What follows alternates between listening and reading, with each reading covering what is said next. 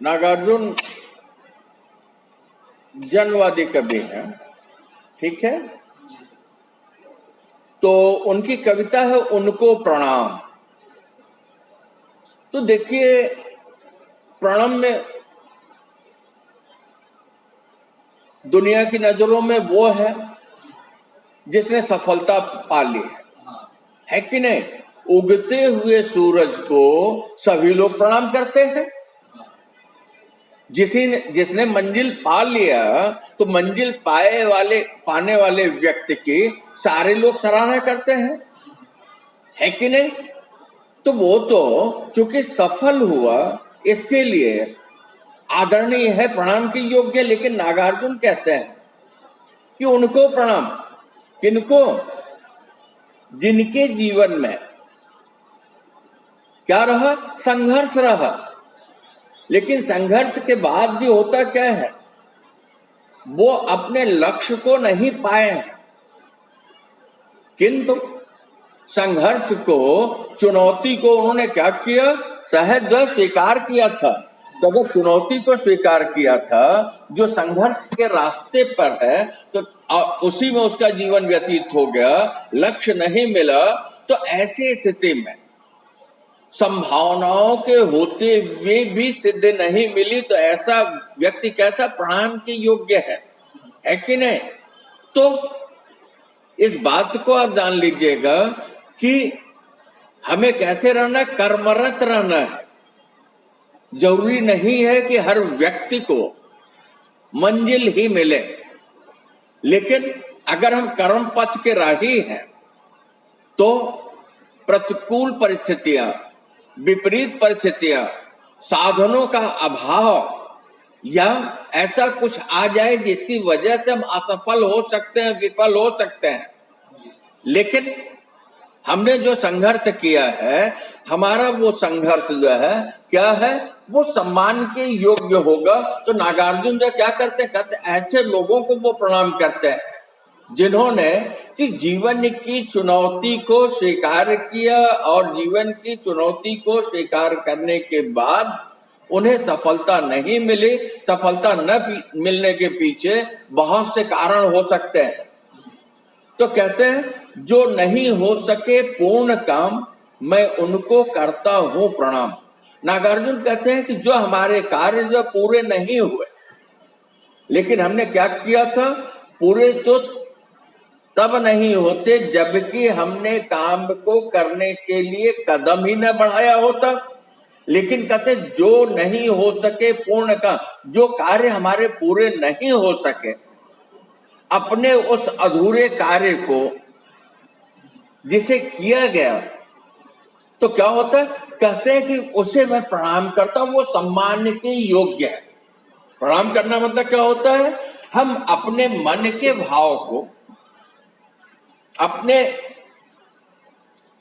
ये कह लीजिए सद्भाव को सामने वाले के सामने जो है क्या करते हैं, अर्पित करते हैं। प्रणाम करना वही है, क्या करते हैं, उसको सम्मान देते हैं। तो कहते हैं अब कौन से कार्य जो है पूर्ण नहीं हुए, तो आगे उस बात को बढ़ाते, कहते कुछ कुंठित और कुछ लक्ष्य भ्रष्ट, जिनके अभिमंत्रित तीर हुए, रण की समाप्ति के पहले ही जो वीर रक्त तुरीण हुए, उनको प्रणाम। नागार्जुन कहते हैं कि ऐसा है कि ऐसे जीवन पथ के योद्धा, कर्मयोगी, जीवन में कर्म करने वाले, हुआ क्या कि उन्होंने प्रयास तो किया, लेकिन उनका कुछ प्रयास तो कुंठित हो गया, है कि नहीं। कहते और कुंठित हो जाना मतलब क्या, आप अपने में ही बंद होकर रह जाना, है कि नहीं। कहते या उन्होंने जो प्रयास किया, लेकिन उनके प्रयास की जो दिशा थी वो सही नहीं थी, है कि नहीं। तो कहते कुछ लक्ष्य भ्रष्ट, कि उन्होंने प्रयास तो किया, अपने लक्ष्य को देखा, लक्ष्य का निर्धारण किया, उधर वो आगे बढ़े, लेकिन उनका संधान जो है अभिमंत्रित तीर, तीर मतलब होता है बाण, है कि नहीं। तो उसको जो मंत्र से भर दे, तो ये कौन? कर्म का बाण। तो कहते कि जिन्होंने अपने लक्ष्य के ऊपर अपनी पूरी क्षमता से मनसा वाचा कर्मणा, मन से, वचन से और कर्म से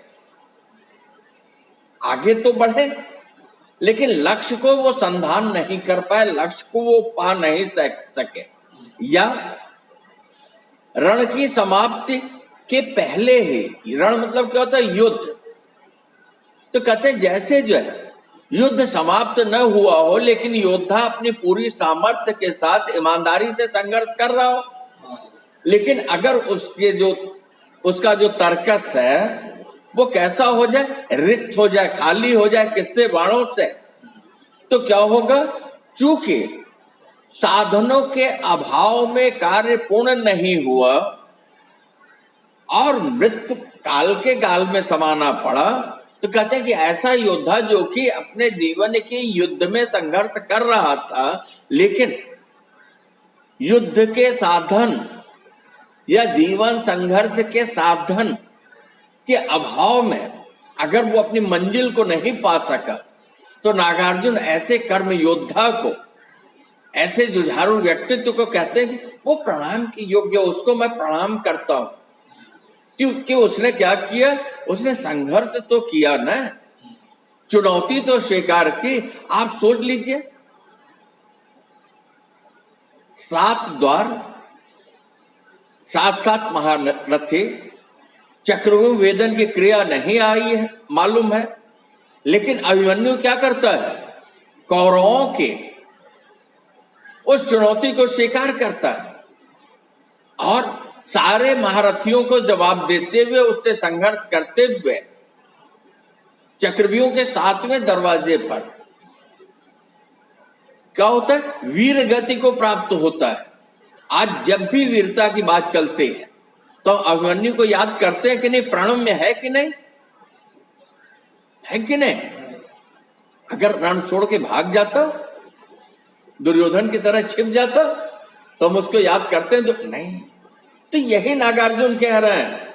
उदाहरण मैंने अभिमन्यु का दिया, तो कहते हैं कि ठीक है, साधन का अभाव हुआ और शहीद हो गए, हम विफल हो गए, लक्ष्य पे हमारा संधान नहीं हुआ। कहते हैं ऐसा व्यक्ति प्रणाम के योग्य है, जो छोटी सी नैया लेकर उतरे करने को उदधि पार, मन ही मन में ही रही, स्वयं हो गए उसी में निराकार, उनको प्रणाम। बेटा होता क्या है कि हम ये सोचते हैं कि हमारे पास साधन नहीं है, इसके लिए हम कुछ नहीं कर पाएंगे। जहां है, जिस स्थिति में है, जो भी हमारे पास सामर्थ्य साधन मौजूद है, हमें क्या करना चाहिए? कर्मरत रहना चाहिए। कहते हैं जो छोटी सी नैया लेकर, उदधि मतलब क्या होता है? समुद्र। तो ये बताइए, नाव से समुद्र को पार किया जा सकता है?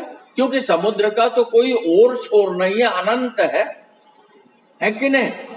तो कहते हैं जो छोटी सी नैया लेकर, मतलब जिनकी सामर्थ्य बहुत कम है, लेकिन वो अनंत समुद्र को पार कर लेना चाहते हैं, जो असीमित है, जिसका कोई ओर छोर नहीं है। कहते जीवन में जो समुद्र पार करना चाह रहे हैं, लेकिन उनके पास साधन के नाम पर केवल छोटी नैया है, लेकिन उन्होंने समुद्र से संघर्ष किया, समुद्र के सीने पर अपनी नाव लेकर के वो निकल पड़े, लेकिन मन की मन में ही रहे। तो उनके मन की इच्छा क्या थी? उनके मन की इच्छा थी कि मैं इस समुद्र का उल्लंघन करूंगा, समुद्र पार करूंगा, लेकिन उनकी इच्छा पूरी नहीं हो पाई, है कि नहीं? हो सकता है कि समुद्र पार करते करते उनकी मृत्यु हो गई हो सकता है कि वो संघर्ष किए हो, लेकिन उनका कार्य सिद्ध न हुआ हो। तो कहते स्वयं हो गए उसी में निराकार। आकार मतलब क्या? जो हम सामने बैठे हैं, हमारा जो एक स्वरूप है।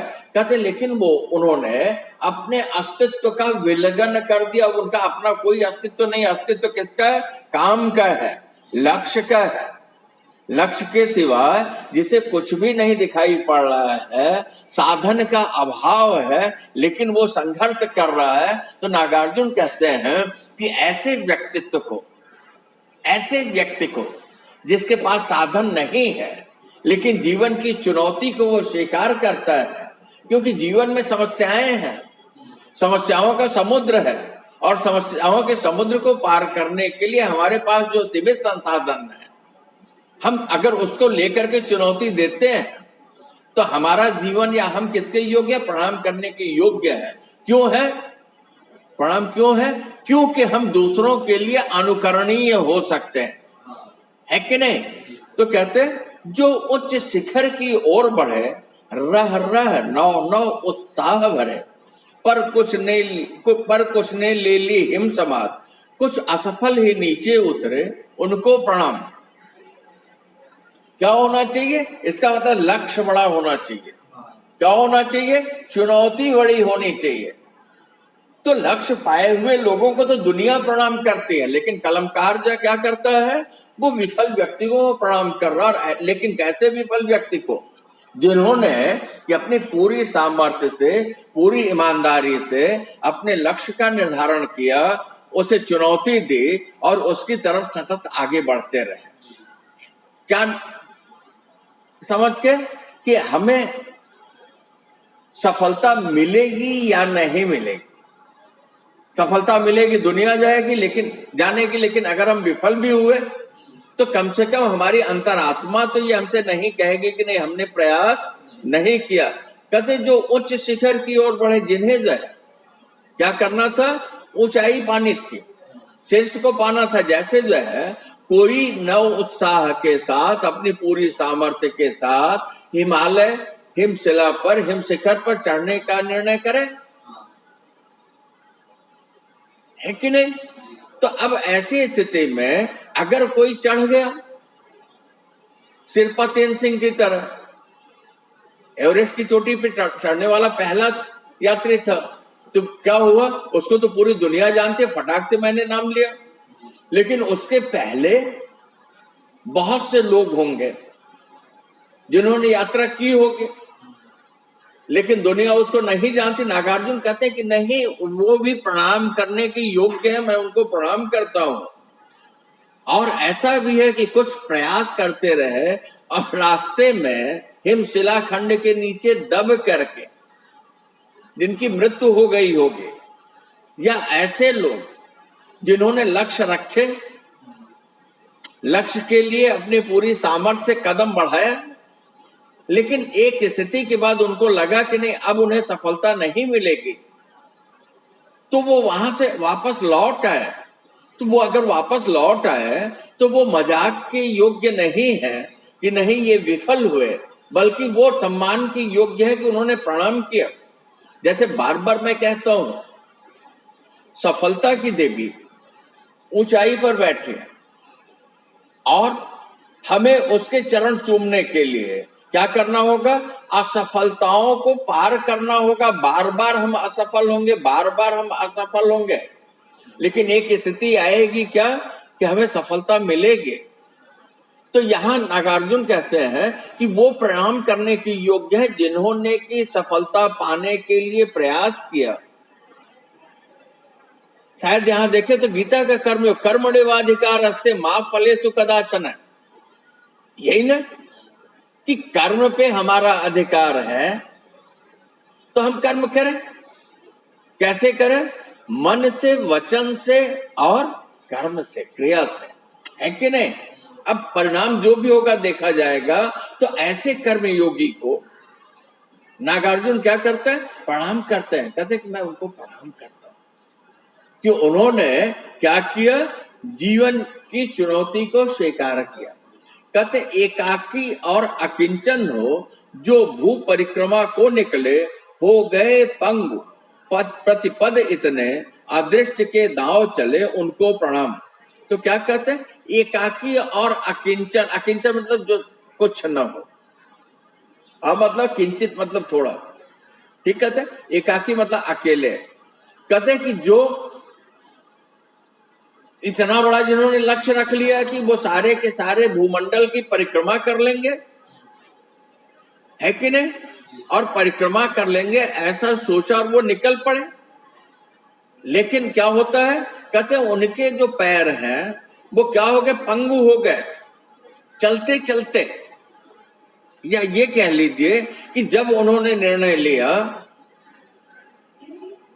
अपनी चुनौती को स्वीकार किया, अपने लक्ष्य का निर्धारण किया, ऐसी स्थिति में कहते हैं प्रतिपद इतने अदृष्ट के दांव चले। कहते हैं ऐसी स्थिति में उनके हर एक कदम पर, अदृष्ट मतलब जो दिखाई ना पड़ता हो, इतने जो है दांव चले गए हों। किसके लिए? रोकने के लिए, है कि नहीं? तो कहते हैं उनको प्रणाम।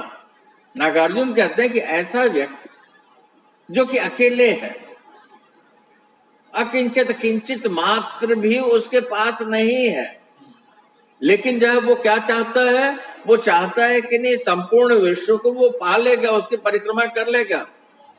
वो जिसके प्रति जो है षड्यंत्रों की बाढ़ सी आई हो, लेकिन उसका कदम रुका ना हो, आगे की तरफ बढ़ता रहा हो, वो थका न हो, चलता रहा हो। अब उसे अगर सफलता मिल जाती तो दुनिया प्रणाम करती, लेकिन नागार्जुन कहते हैं कि ऐसा व्यक्ति प्रणाम करने के योग्य है, और उसे मैं क्या करता हूं? प्रणाम करता हूं, है कि नहीं? कृत्य कृत्य नहीं जो हो पाए, प्रत्युत फांसी पर गए झोल, कुछ ही दिन बीते हैं फिर भी, यह दुनिया जिनको गई भूल उनको प्रणाम। नागार्जुन कहते हैं कि जिन्होंने लक्ष्य महान रखे, जैसे हमारे आजादी के दीवाने विश्व भगत सिंह वगैरह को आप याद कर लीजिए, चंद्रशेखर आजाद को याद कर लीजिए। कहते कृत्य नहीं जो हो पाए, कृत्य मतलब कृतार्थ। वो कब कृतार्थ होते?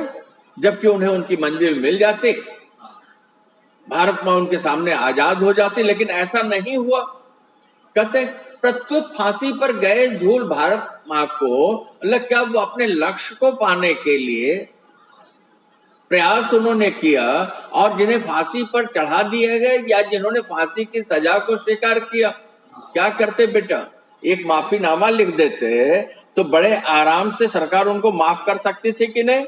हो सकता है फांसी की जगह आजीवन कारावास हो जाता, जीवित रहते, लेकिन नहीं। कहते हैं कि कृतकृत्य नहीं जो हो पाए, जो कृतार्थ नहीं हो पाए, प्रत्युत मतलब बल्कि जो है जिन्होंने फांसी की सजा जो निर्धारित की गई, फांसी की उस सजा को स्वीकार किया। कहते अभी कुछ दिन बीते हैं, बहुत दिन नहीं हुए, लेकिन क्या हुआ? यह दुनिया उनको भूल गई, लेकिन उन्होंने जो कार्य किए थे, उनके वो जो कार्य हैं वो कैसे हैं? वो महान है कि नहीं? यह दुनिया जिनको भूल गई, कहते दुनिया ने तो उन्हें भुला दिया, लेकिन उनका जो कार्य था वो कैसा था? श्रेष्ठ है, महत्वपूर्ण है। उन्होंने किसके लिए आवाज उठाई? कहते आजादी के लिए। आज हम आजाद हैं, हमारा संविधान है, हमारा राष्ट्र, हमारी सेना है, हमारी मुद्रा है, तो किसकी वजह से है? ऐसे लोगों की वजह से। कहते कि जिन्होंने फांसी को हंसते हंसते स्वीकार किया, और आज हम जिनको भूल गए हैं, तो नागार्जुन कहते हैं उनको मैं प्रणाम करता हूं। प्रणाम में वो है, प्रणाम करने के योग्य वो है। और क्या कहते हैं? थी उग्र साधना पर जिनका जीवन नाटक दुखांत हुआ, या जन्म काल में सिंह लग पर कुसमय ही देहांत हुआ, उनको प्रणाम। नागार्जुन कहते हैं कि ऐसा है कि जिनके जीवन की साधना कैसी थी? उग्र थी, आक्रामक थे, है कि नहीं? अपने जीवन को उन्होंने किसमें झोंक दिया?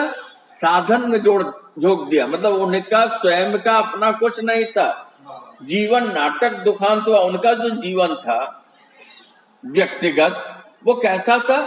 दुख से भरा है, दुखों भरा जीवन है, लेकिन उनकी साधना, उनके कार्य, उनका कर्म जो कैसा उग्र है, वो किसी भी तरह के विसंगति को, अपमान को स्वीकार करने को तैयार नहीं है। तो क्या कहते हैं? यह जन्म काल में सिंह लग्न पर उसमें ही देहांत हुआ। कहते हैं लेकिन होता क्या कि जब वो पैदा हुए, तो जैसे जन्म के समय ही उनकी कुंडली में सिंह लग्न, एक विशेष लग्न होती है। सिंह मतलब आप जानते हो आक्रामक, जो अपनी बहादुरी के लिए जाना जाता है शेर। कहते कि उनके जीवन के केंद्र में क्या था?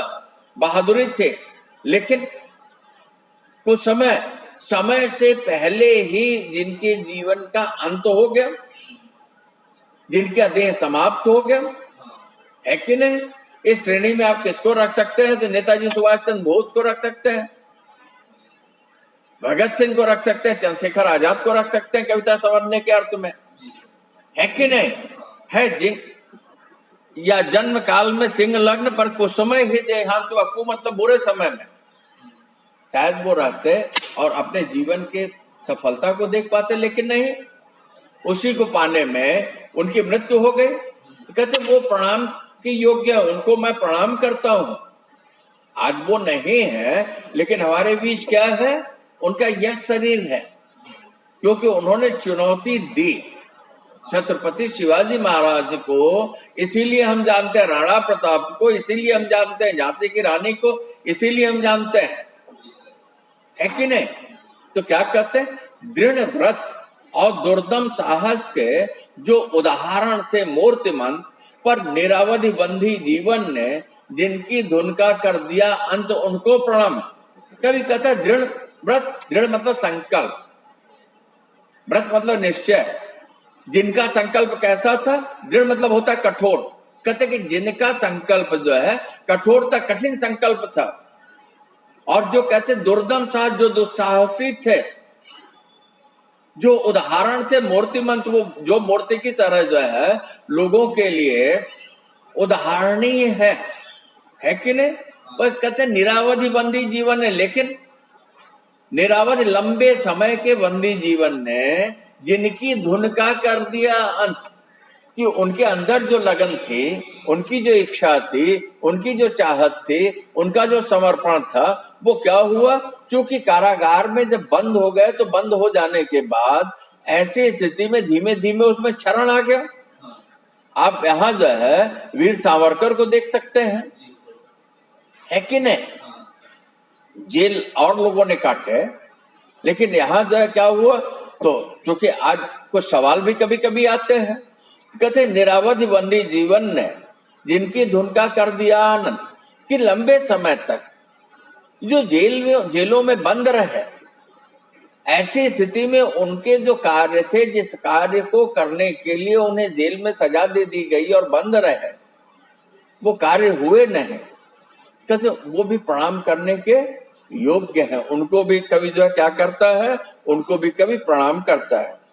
कहते जिनकी सेवाएं अतुलनीय, पर विज्ञापन से रहे दूर, प्रतिकूल परिस्थिति ने जिसके कर दिए मनोरथ चूर चूर, उनको प्रणाम। कहते और कहते कि ऐसे लोग जिन्होंने कि अपनी सेवा होते, जिन्होंने अपना सब कुछ दिया, अतुलनीय, जिसकी तुलना न की जा सके, है कि नहीं? जिन्होंने जो दिया, जो किया, उनका जो संघर्ष था, उसके समानांतर और किसी को रख भी नहीं सकते, लेकिन पर विज्ञापन से रहे दूर। ऐसे लोग जिन्होंने कि स्वयं को विज्ञापित नहीं किया, लोगों से नहीं बताया कि नहीं हमने ऐसा किया, है कि नहीं? पर प्रतिकूल परिस्थिति ने जिनके कर दिए मनोरथ चूर चूर। मनोरथ मतलब इच्छा होती है, चूर मतलब ये करना होता है। तथा ऐसी स्थिति में विपरीत परिस्थितियों ने जिनकी इच्छा का दमन कर दिया, जिसकी इच्छा जो बिखर गई, कहते कि उसको प्रणाम, है कि नहीं?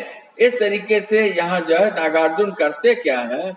वे सभी लोग प्रणाम करने की योग्य है, प्रणाम करने के अधिकारी हैं, जिन्होंने कि अपने जीवन में अत्यंत गहन, अत्यंत सघन, अपने मन से, वचन से और कर्म से आगे बढ़े।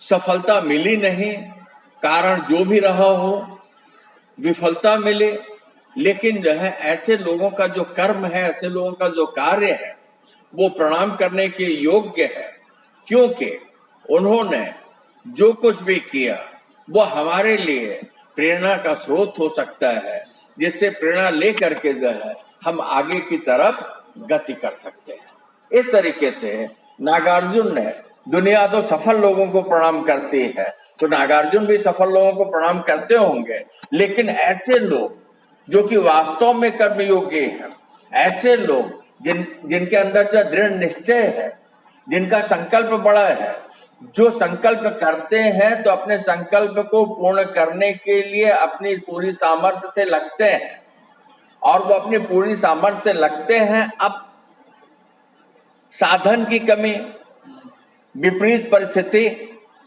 या और भी कोई ऐसा कारण आ जाता है जिसकी वजह से उनका संकल्प पूर्ण नहीं हो पाता, उनका जो जीवन है वो समाप्त हो जाता है। लेकिन ऐसे लोग विस्मृत करने के, भुलाने के योग्य नहीं है, बल्कि वो हमारे लिए प्रेरणा के स्रोत हो सकते हैं। तो नागार्जुन कहता है कि मैं ऐसे लोगों को क्या करता हूं? प्रणाम करता हूं, क्योंकि ऐसे लोग जब प्रणाम में